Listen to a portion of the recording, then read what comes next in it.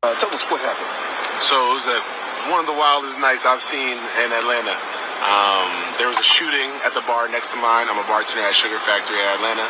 And at Raw, one of the chefs decided that he was upset, done with it all, and attacked the security guard.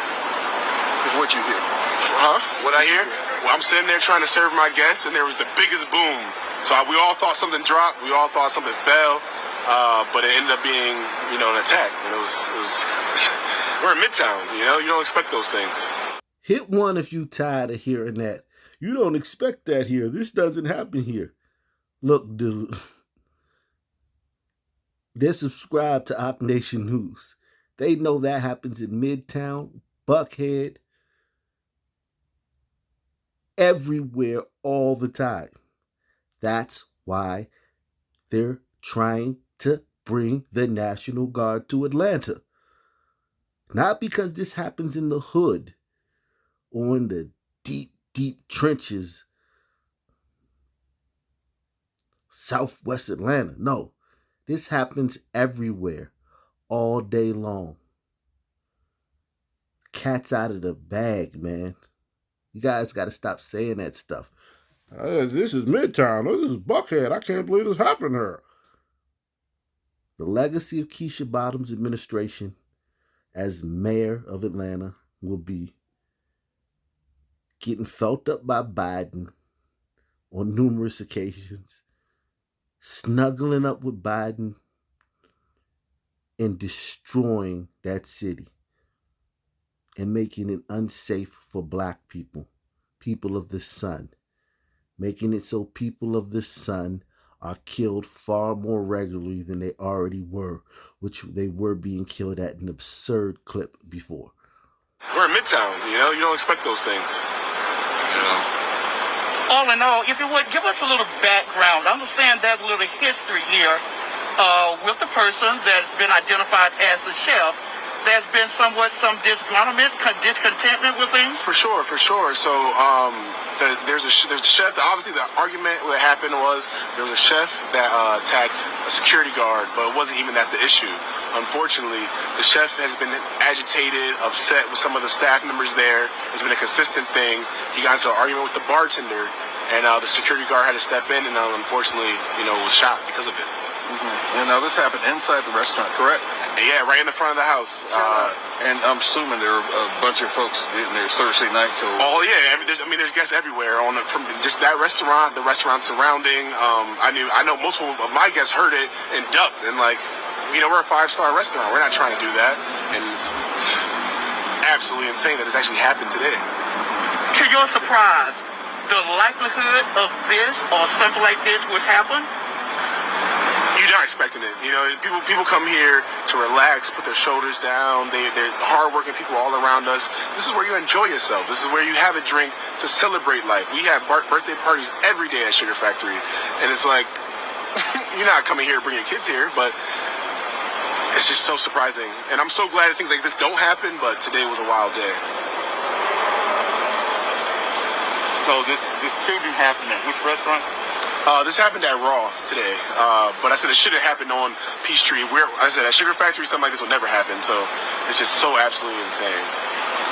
But you yourself personally are aware of some of the discontentment that had been going on with this person?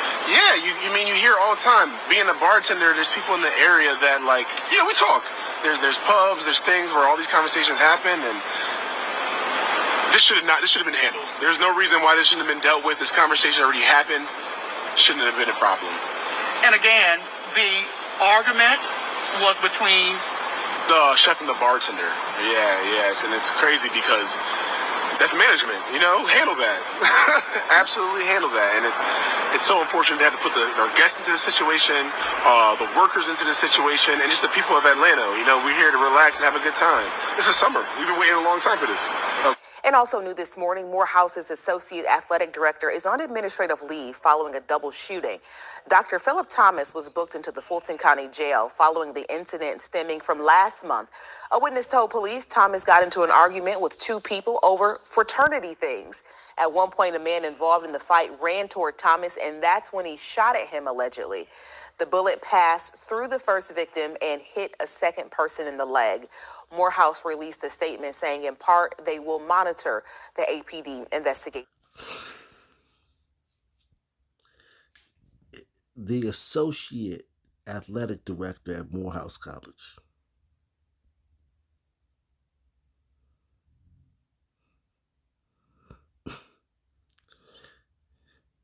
This is community-wide, man.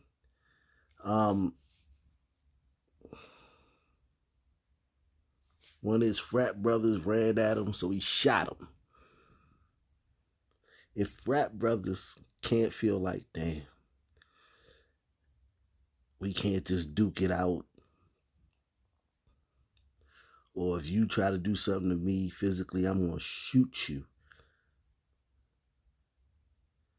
This is Wakanda. This is what T.I. referred to as Wakanda. And everyone's acting like that type of stuff doesn't happen here. How does it not happen here when the associate athletic director at a prestigious college such as Morehouse shoots two people?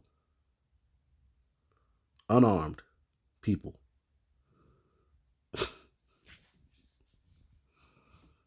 Frat brothers.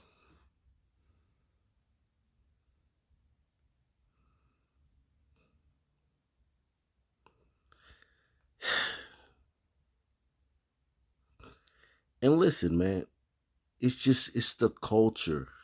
It's that culture. It's that culture. People of the sun. It's our culture. That's how we handle things. I don't have to go to the Atlanta Gun Memorial. It's no point. You already know. Right now, police are working to figure out what happened after at least 25 shots were fired at South Lake Mall while it was full of shoppers. Police say it started with an argument that turned into gunfire. Our Hope Ford spoke with a witness who says he was fearful, trying to keep his family safe. Anthony Johnson was here with his wife and 5 children. His little girl bent down to tie her shoe when he noticed a man walk out of the mall with a gun. And he had like tears in his eyes, and he was mad and breathing all hard. As he was walking out, I noticed that he had a pistol. Johnson quickly took his family into the mall. And by the time we turned, that's when everybody in the mall started running. Johnson hid with his family and others in a store, waiting for the gunfire to end. When he walked out, They shot my baby up, y'all. It's a blessing that we weren't in the car, because I would have for sure been shot. True that, bro. True that. True that, man. Yeah, you got hit up, bro. And so with other people in that car. You see that car seat back there? These dudes are reckless. This is why they're talking about bringing in the National Guard. This is why they're talking about that.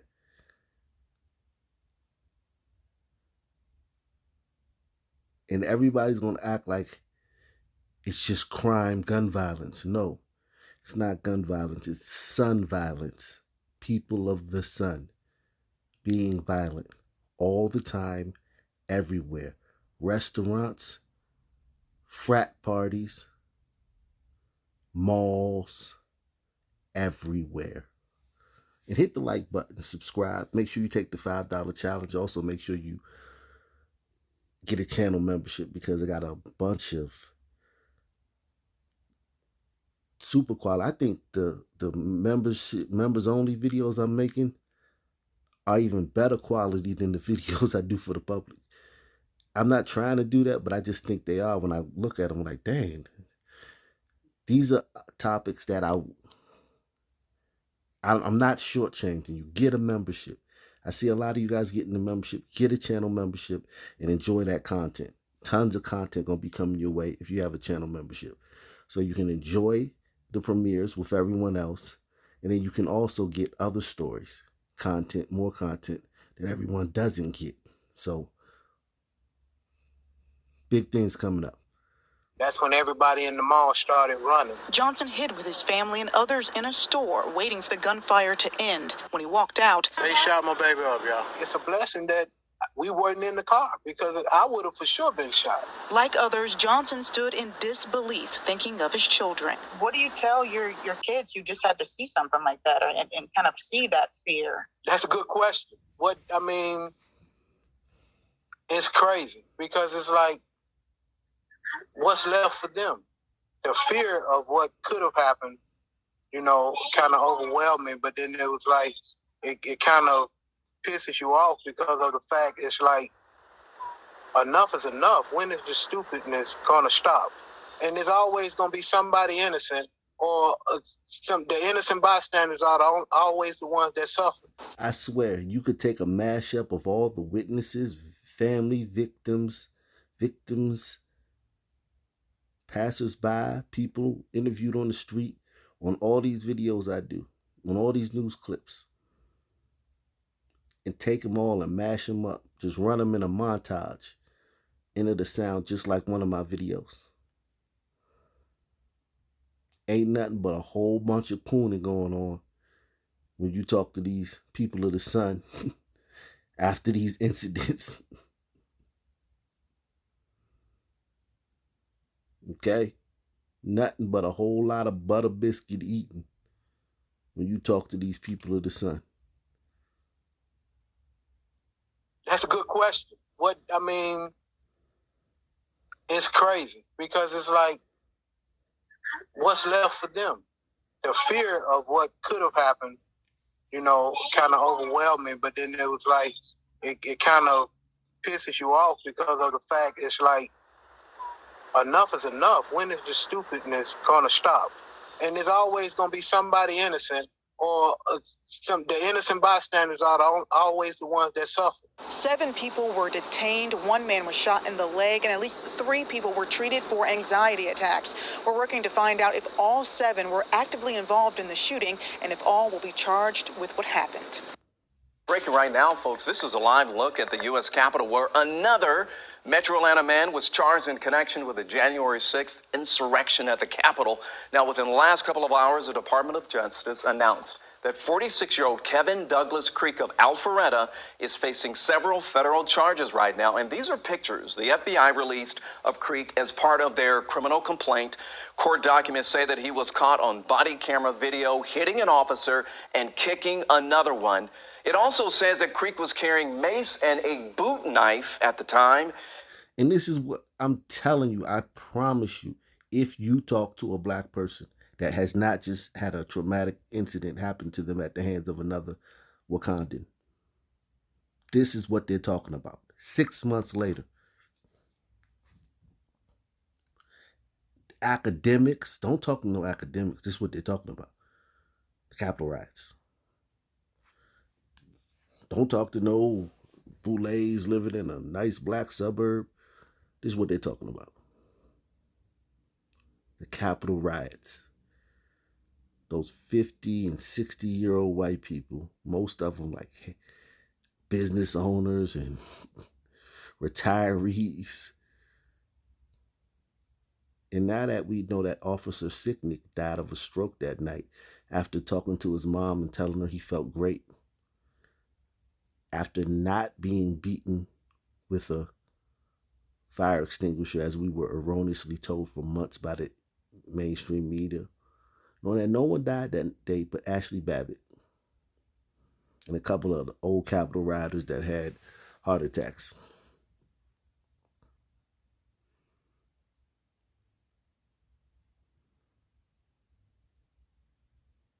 They're still talking about this. This is reported with more urgency and more fervorance than anything that happens to a black person every day in the Atlanta area.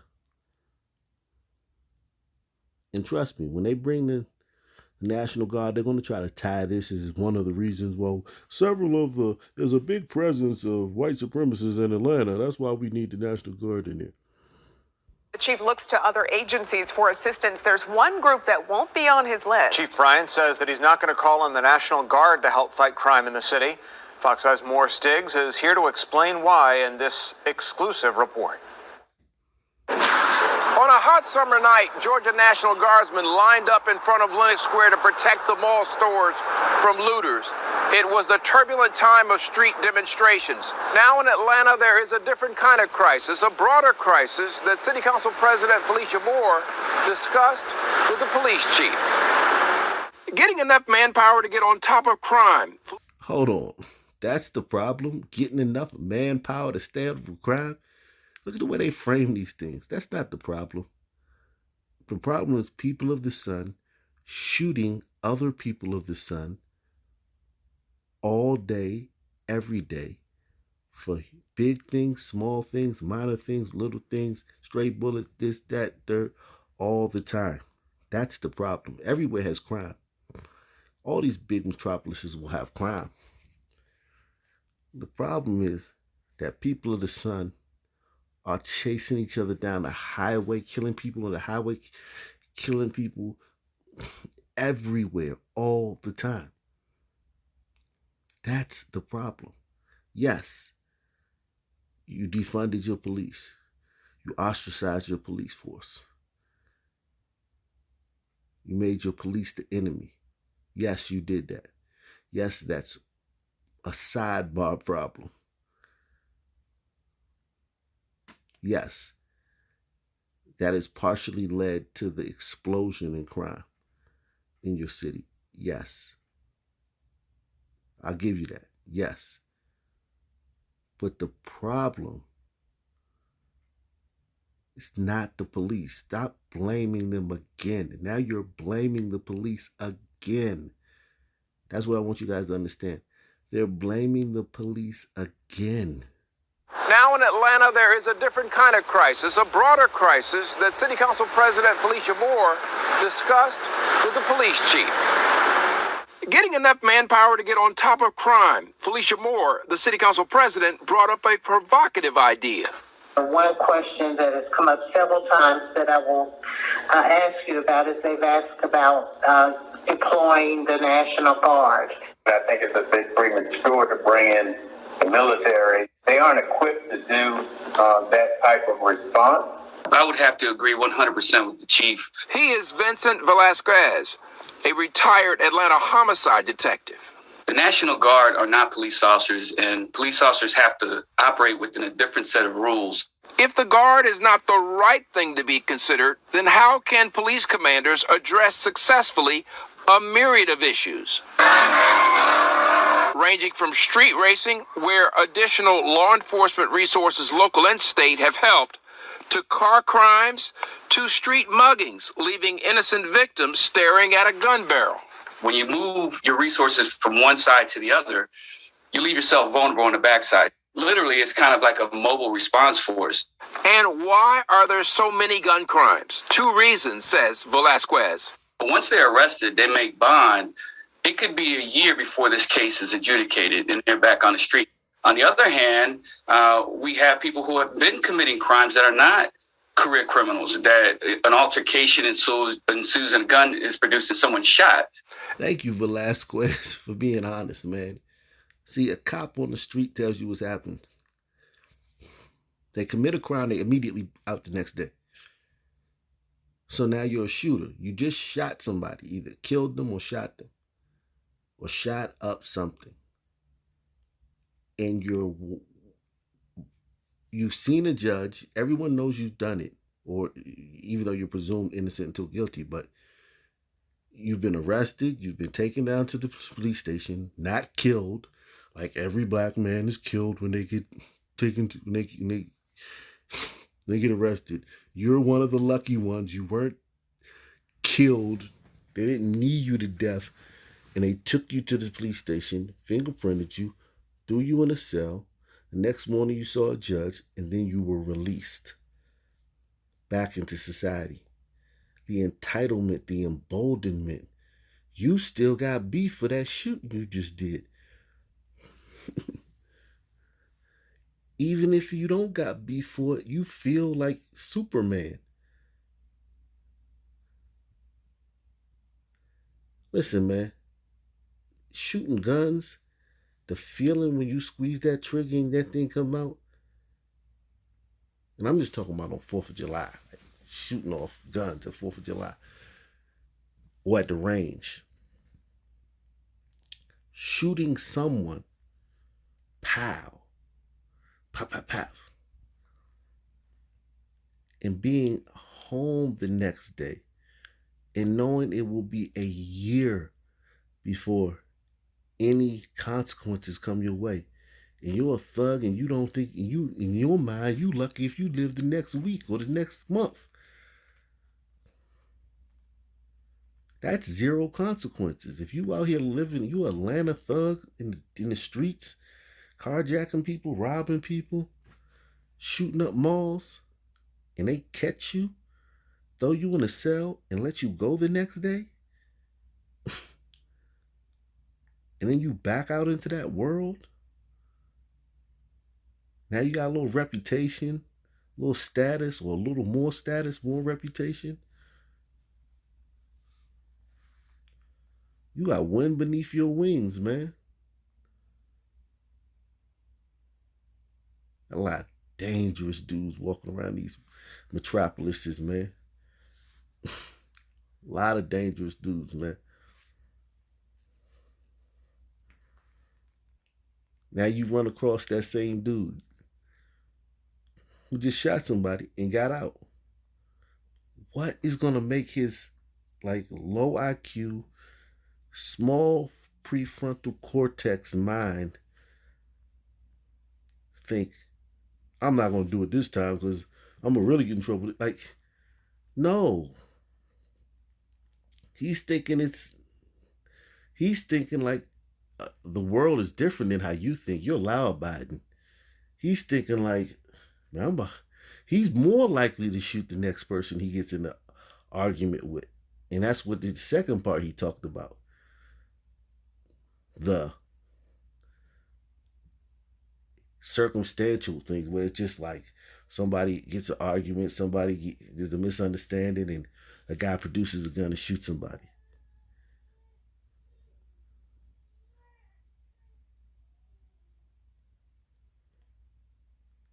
Those are the same guys. The same guys are doing both ones. The same guys are doing the carjackings, the robberies, the drive-bys. They're the same type of guys, for the most part, that are doing the what? What? Oh, for real? Bam. They're the same type of guys.